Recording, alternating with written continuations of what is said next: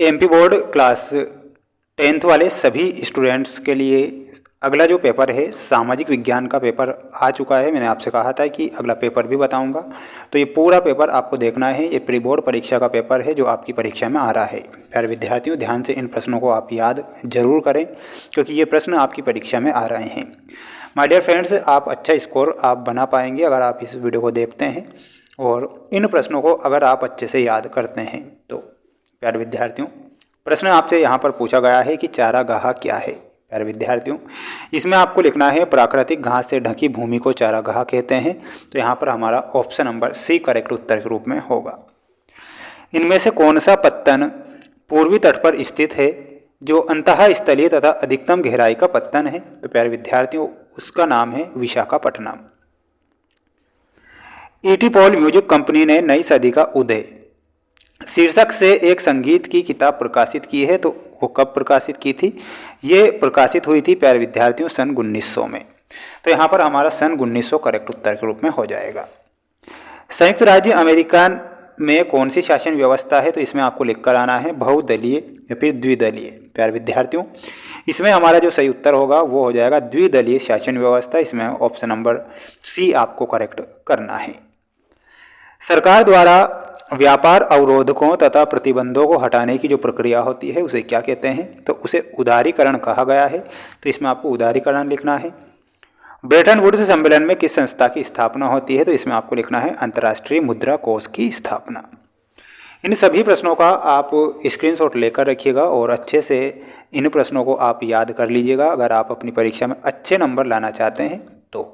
प्यारे विद्यार्थियों, मेरी मेहनत अगर आपको अच्छी लगती है तो आप वीडियो को लाइक करके चैनल को जरूर सब्सक्राइब करें क्योंकि आपके लिए मैं डेली वार्षिक परीक्षा की तैयारी के लिए नोट्स के माध्यम से लाइव क्लासेस लेकर आ रहा हूं। प्रथम जूट मिल की स्थापना में हुई थी। तो इसकी जो स्थापना होती है ये कहाँ पर होती है? इसमें आपको लिखना है कोलकाता। कोलकाता। गुजरात में कृत्रिम वस्त्र उद्योग में स्थापित किया गया था। तो गुजरात में सूरत में। तो यहाँ पर सूरत लिखना है। 1901 में भारतीय फैक्ट्रियों में मजदूर काम करते थे। तो इसमें आपको लिखना है 5,84,000 मजदूर। एक प्रजातांत्रिक सरकार के प्रति उत्तरदायी होती है। तो इसमें आपको लिखना है जनता के प्रति। सांप्रदायिकता के मार्ग में एक मुख्य बाधा है। तो इसमें आपको लिखना है लोकतंत्र के मार्ग में। लोकतंत्र हमारा सही होगा। बैंक पर देने वाले ब्याज से ऋण पर अधिक ब्याज लेते हैं। तो किस पर लेते हैं? इसमें आपको लिखना है जमा राशि पर। जमा राशि हमारा सही होगा। स्क्रीनशॉट ले लो अच्छे से और इन प्रश्नों को याद कर लीजिए क्योंकि ये पेपर परीक्षा में आ रहा है और ध्यान से देख लो पूरा पेपर। सत्य असत्य में आपसे प्रश्न पूछा गया है। मध्य प्रदेश में स्थायी वनों के अंतर्गत सर्वाधिक वन क्षेत्र आते हैं। यह बिल्कुल सत्य है। JN टाटा ने जमशेदपुर में भारत का पहला इस्पात कारखाना खोला था। यह भी सत्य है। छोटा नागपुर का पठार खनिज संपदा में भारत का सबसे संपन्न क्षेत्र है। यह भी सत्य है। और प्यारे विद्यार्थियों, ये तीन जो प्रश्न दिए गए हैं ये सत्य हैं। आप एक स्क्रीनशॉट ले लो अच्छे से और इन प्रश्नों को याद जरूर कर लो क्योंकि ये प्रश्न परीक्षा में आएंगे, डेफिनेटली परीक्षा में आएंगे।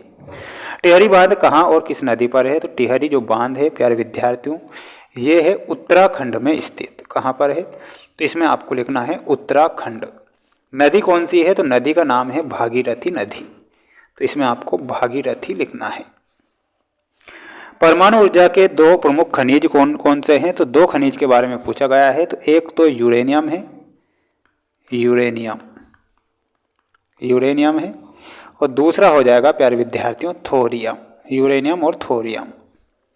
श्रीलंका किस वर्ष स्वतंत्र राष्ट्र बना था? तो इसमें आपको लिखना है 1948 में। कब बना था? 1948 लिखना है।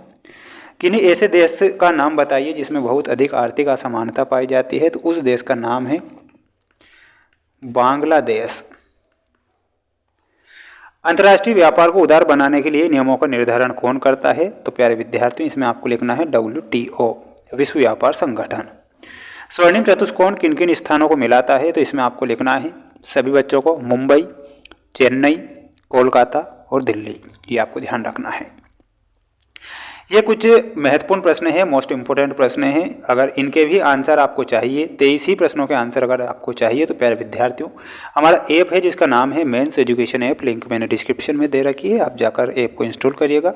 वहाँ पर आपको पेपर का PDF मिलेगा और आंसर शीट भी उपलब्ध हो जाएगी। इस छोटे से चैनल को आप जरूर सब्सक्राइब करें, ये आपकी हर पल मदद करेगा। मिलते हैं नेक्स्ट वीडियो में। जय हिंद।